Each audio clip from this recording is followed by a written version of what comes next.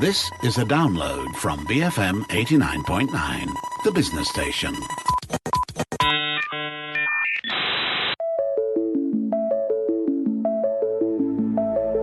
Welcome to a very special episode of MSP, because this would be the last time that we're airing MSP. We're going to go on a break during the movement control order, but worry not, because you can actually still find MSP on whatever podcast platform that you have. We're doing podcast specials, in the coming weeks until the movement control order has been lifted. So you will still get to hear Matt Armitage going through the stuff on how technology is impacting our daily lives. But on today's episode, cultural shifts and calamities, commerce and corporations. Yes, MSP is looking at the rise of Gen C and wondering how the circumstances of today will affect the consumers of tomorrow. Matt, what kind of cultural shift are we looking at with this virus? Hey, morning, Jeff. Commentators are already talking about there being a new baby boom in about 9 months' time. They're calling this new generation Gen C, obviously after the coronavirus. So it's hard to know exactly what the cultural impact of the virus is going to be.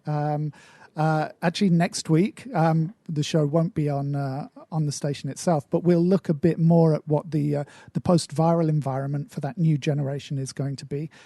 Not to mention what it's going to be for the rest of us. But, when you look at those really big differences between the generations, the baby boomers had entirely different expectations from their parents' generation. It was the first real generation that experienced a youth culture. And my generation, the Xers, were really the first generation that never really grew up. We still play video games, we still skateboard, we wear sneakers, and for some reason we still think we're cool. Even though our hair is grey, the kids are grown, and we're on our way to becoming grandparents. So the millennials that came after, they were the first of the truly digital generations. So it's very likely that this virus will mark some kind of cultural divide, where the behavior and norms of the society that comes next may actually be very different. In the sense of less social contact? We've been looking at trends in Japan and Korea for a while now. Now, we've talked about this as the generation that deliberately isolates itself, that socializes almost exclusively online. And there have been plenty of scornful voices, crowing that these people should get outside and get a life. But for some of those isolated people, this will be proof of the negatives that actually come from person-to-person interaction. And the fact is, we're all suddenly being forced to adopt their lifestyle. So one of the most astonishing things about this lockdown so far is, for me at least, how many pairs of pajamas people have. Well, not everyone has a Cairo tube to sleep in like you. It's very useful being able to put my aging on pause at the end of every day. If only I could actually wake up a day younger every morning. But where were we? Oh, yeah, we were isolation. So splendid. The weird thing is, for all that we keep being told that we aren't social enough, suddenly we don't seem to be able to get enough of each other and actually stay at home. Suddenly all of those grumpy and usually old voices are actually the ones struggling to cope with this new reality. And why this could be such a generational shift is because we're not sure how much of what we're experiencing now is going to be permanent, or at the very least semi-permanent. In terms of social gatherings? Well, look at the raft of cancellations of festivals, sporting and other mass gathering events. We're not seeing last-minute cancellations and postponements just for the summer. We're seeing calendars being wiped for 6 months, 12 months, sometimes even longer. We're seeing those levels of uncertainty. We don't know if there will be successive waves or mutations of the virus. We don't know if social distancing and working from home will become the new normal. We do hope that there will be a vaccine and that scientists will know enough about coronavirus in general that they can engineer new vaccines that arise or mutate in weeks rather than months or years. But we don't actually know any of these things. There's a joke going around at the moment. Who was responsible for the digital transformation of your company? Was it A, your CEO, B, your CTO, C, a consultant, or D, coronavirus? And there is actually a lot of truth there. And that's where you see the cultural shift. Well, society on the other side of this could be very different. You know, people who are less trusting of social contact, especially with strangers in public places. I've lost count of the number of new virtual drinking games that have emerged over the last 2 to 3 weeks. Now, that might seem petty and small in the grand scheme of things, but it is a shift. And after this is over, will people revert to their old habits? Will they go out and meet friends in cafes, bars and clubs? Or will they start to order in and settle down for a night with their friends, you know, playing on house party? Will companies want to run high-cost office buildings in prestige locations when they can shift the infrastructure costs onto their workers and make everyone work from home instead? Are MNCs in a better position technologically than SMEs? Well, that's actually a really difficult question, and it's one of the main reasons for today's show. You know, this is a time of unprecedented economic upheaval.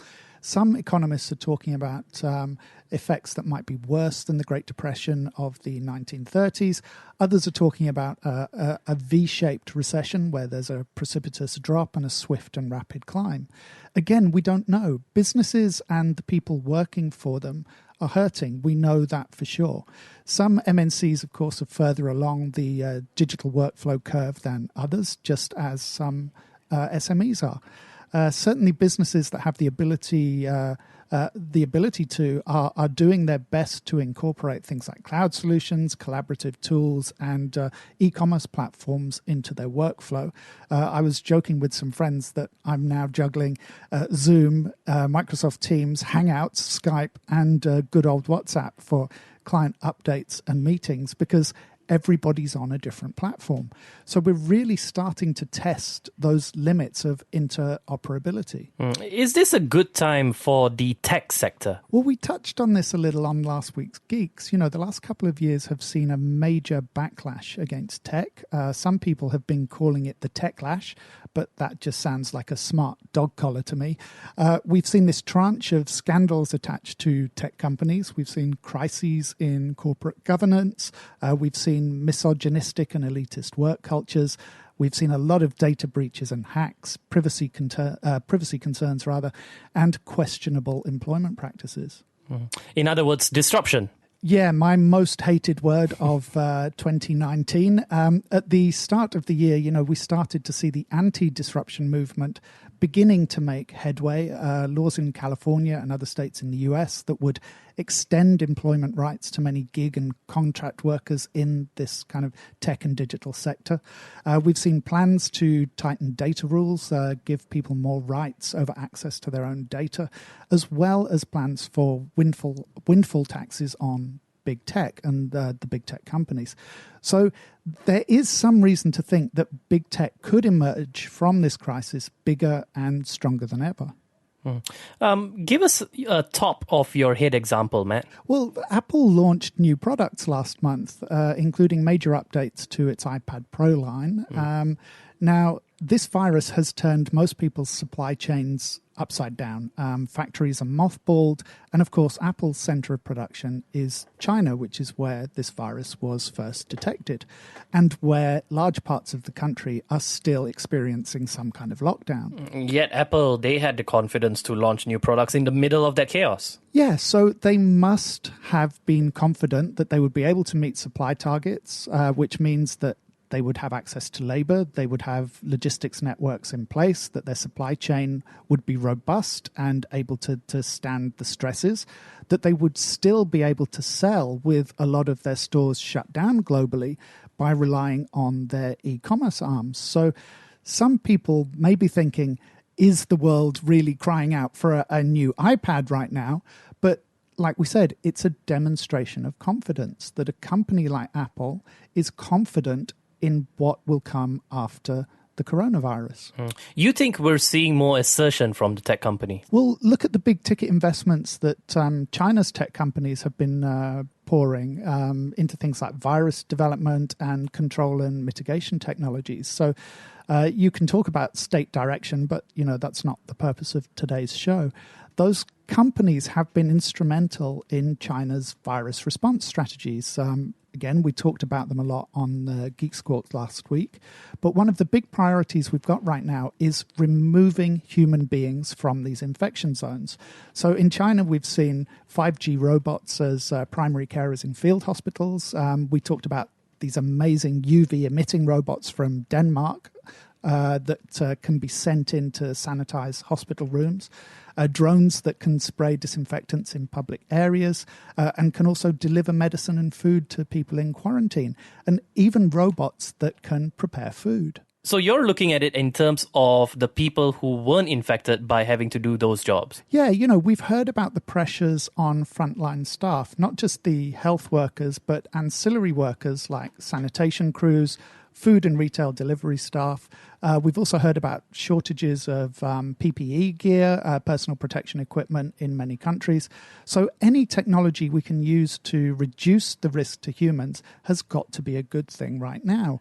Back to China, companies like Tencent are putting their supercomputers to work on modeling virus scenarios and speeding up the development of a vaccine. There's also that command and control aspect. Yeah, AI-controlled temperature monitoring and tracking systems in public places, often linked to facial recognition technology that can identify people wearing surgical masks, because we're seeing how important it is to check where people have gone and who they've interacted with. Singapore has systems that alert everyone if they may have come into contact with an infected person. So as crazy and bad as this situation is, for a huge chunk of the world's population, with governments that do have access to this kind of advanced technology, it is actually helping to mitigate the risk that this novel coronavirus is posing to us. When we come back, how the big tech companies are weathering the storm. We'll be right back. BFM 89.9. Burger, fries, Milo. BFM 89.9, the business station. Welcome back to MSP. Before the break, we were talking about the lasting cultural impact that COVID-19 might have on our societies. Matt, how are the big tech companies driving these changes forward? I mean, where do we even start? We did a show a couple of years ago on Amazon and the force that it might become in the future. So the gains and losses are not spread equally throughout the tech world. But we are looking at changes in consumer behavior that may benefit the tech giants in the longer term. In the same way that I mentioned the digital transformation joke about companies in the first half, you could actually start to say the same things about consumer behavior. In terms of e-commerce? We've seen this growing schism between bricks and mortar retailers and online retailers for a few years already. And one of the main angles for digital commerce has actually been convenience. So, that's fine. There are some things that people are happy to buy online and then they'll trust it to arrive. But there are other things that you actually want to go to the store and try before you buy. So, for example, I bought 2 pairs of jeans in an online sale just before the virus hit. So I have no idea when I'm actually going to be able to wear them. But normally I wouldn't buy like that. I'd go to the store and try them to see how they fit my beautiful curvaceous body. But these were cheap enough to be worth a punt.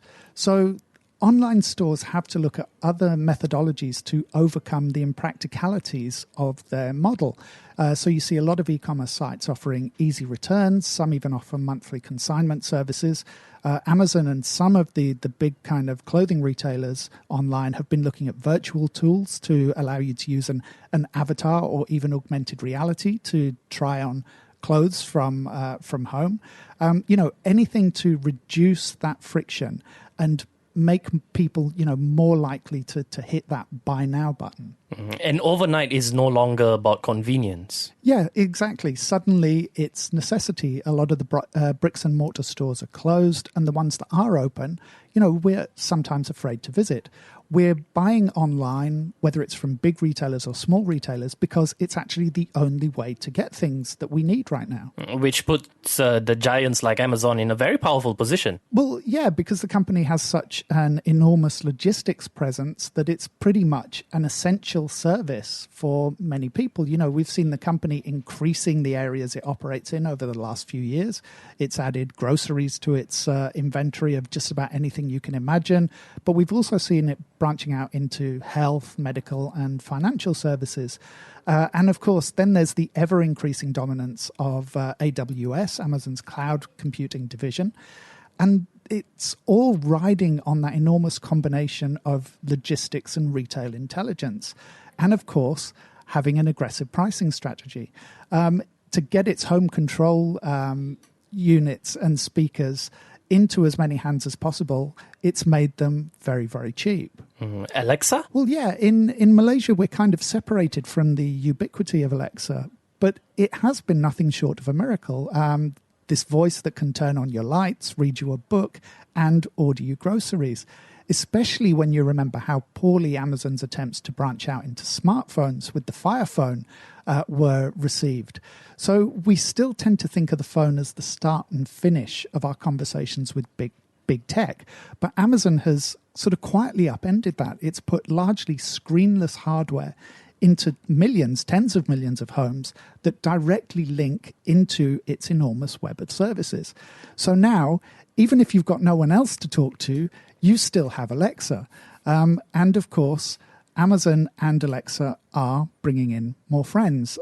Amazon has been on an aggressive hiring spree since the crisis started, aiming to recruit an additional maybe 100,000 workers to meet demand. And you think these are going to be long-lasting changes? Well, yeah, Amazon has been trying to target the grocery delivery business for years now. It's one of the areas where it hasn't grown at such an exponential rate.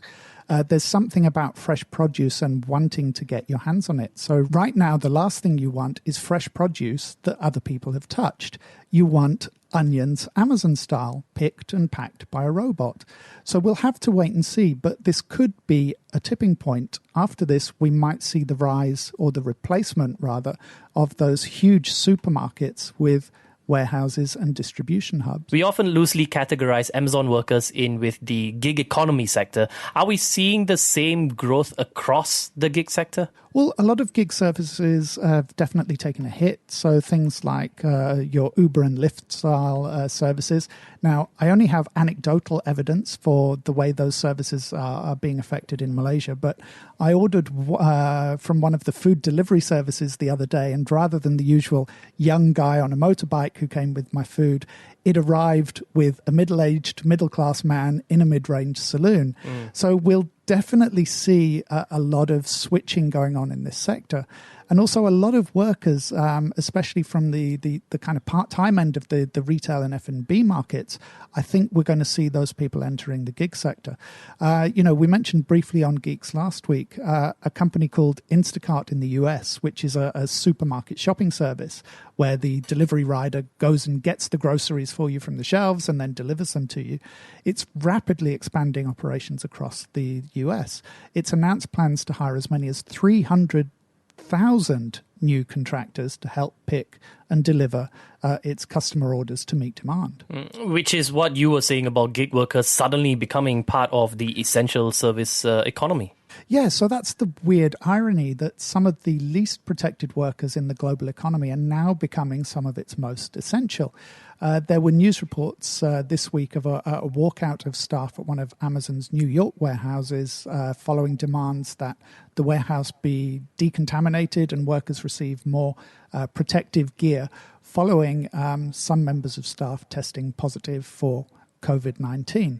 So this is where those new protections we mentioned at the start of the show may actually be tested. A worker at the warehouse is claiming unfair dismissal after the walkout, and New York Mayor Bill de Blasio has pledged that the city's Human Rights Commission will actually look into the dismissal claims. Is it all good news for gig economy workers, Matt? Well, as one of the few sectors that's still moving, obviously it's under increased scrutiny right now. And the companies with gig workers have a vested interest in reducing churn. They need to keep workers safe. They need them to be able to pay their rent and their bills. In the longer term, we may see pressure to roll back some of the legislation that has come in to govern and protect workers in the sector. But, I can see a lot of slash and burn ahead in other economic sectors as more traditional companies seek to emulate the low-cost employment strategies that big tech has managed to achieve. In what sense, though? Well, for starters, we mentioned cloud computing and cloud solutions earlier. So a lot of companies still maintain their own IT independence. They maintain servers and local networks. That becomes a problem, especially in these work-from-home scenarios, because those tech support guys may not be allowed into the building to maintain that infrastructure. The last thing you want right now is a server glitch or an opportunist hack to take your inventory or supply systems offline. How would you even get it back without your staff breaking the law? So we're seeing a growth for services like AWS and data centers at Microsoft and Google. Well, that trend was already quite pronounced. I'm pretty sure we'll see it escalate, especially as companies become more dependent on other business tools and services that those big companies offer. So when you look at the enterprise video conferencing apps, the amount of crossover and entry points to their cloud and data services is staggering.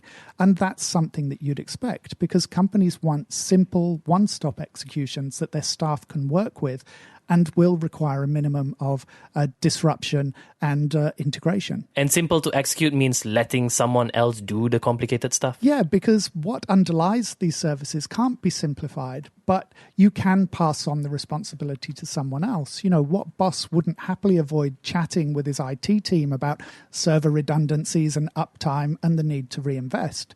The tone of a lot of enterprise IT solutions is, don't worry. Pay a simple fixed fee and we'll do all the work for you. And also there's this whole kind of fit for purpose argument as well. A lot of corporate infrastructure hasn't been designed with the idea of an entire workforce working from home. So those systems are creaking and groaning from the pressure at the exact time that you need them to be as robust as they could possibly be. Especially as we don't know what the long-term economic impact of the virus will be. Yeah, I mean, as I mentioned in the first half, our company's going to start shedding the shiny corporate headquarters and requiring employees to work from home. Will more employees start to become contract or gig workers? Although it's not intended in that way, this has become an enormous worldwide experiment in business methodology, and we don't know where it's going to end up or what the lasting impacts will be. But certainly, I think businesses in the future will be geared towards, or at least able to pivot at a moment's notice to situations that require everyone to work remotely. We haven't mentioned the social media component of the big tech. Well, that's because it's a bit of a mixed bag for them. We don't have water cooler moments anymore. I guess, sofa cushion is the new water cooler. They have this enormous captive audience, but advertisers are unsure whether or not to spend because can anyone even buy their products and services right now? It does seem slightly odd to me because now for me is the time that brands should be working with content creators. They should be trying to do something that's a little bit more meaningful and getting kind of real and authentic messages out to people. Saying that, it's still an enormous turnaround for the companies that were at the heart of the tech clash. Yeah, it's interesting, isn't it? One of the relatively early things that the US government announced was that it was working with Google on virus information services. So that turned out to be not quite the way that Google understood it to be, but you can see how culturally important these companies are despite our reservations. So the idea that someone was working with Google to fix or address this problem was actually very calming to people. And people are swallowing their previously apparent distaste for those same companies in order to share memes and videos on WhatsApp or stream their breakfast live on Instagram and, of course, watch old episodes of Tomorrow's World on Facebook. Well, that last one was just all you, wasn't it? Yeah, very much me. I guess what I'm trying to say is that, a few months ago, we were wondering whether we should be spending so much of our time on these services. Instead, circumstances have changed, and thank heavens we have those services to connect and entertain us. But this is still a reinforcement exercise because those same companies are not going to want you to break those habits once this virus is brought under control. So it will be interesting to see what new features they roll out for both users and advertisers over the next few weeks. obviously to retain one and to entice the latter. Anyways, just a reminder, you can still catch up on MSP on whatever means of podcast platforms that you usually have. You can also, still get in touch with Matt as he goes through his, episodes of Tomorrow's World and gives you some updates on how he's coping up with that. We will be taking a short break for MSP on BFM until the movement control order is over. This has been MSP. We'll be on podcast after this. BFM 89.9. Thank you for listening to this podcast. To find more great interviews, go to bfm.my or find us on iTunes. BFM 89.9, the business station.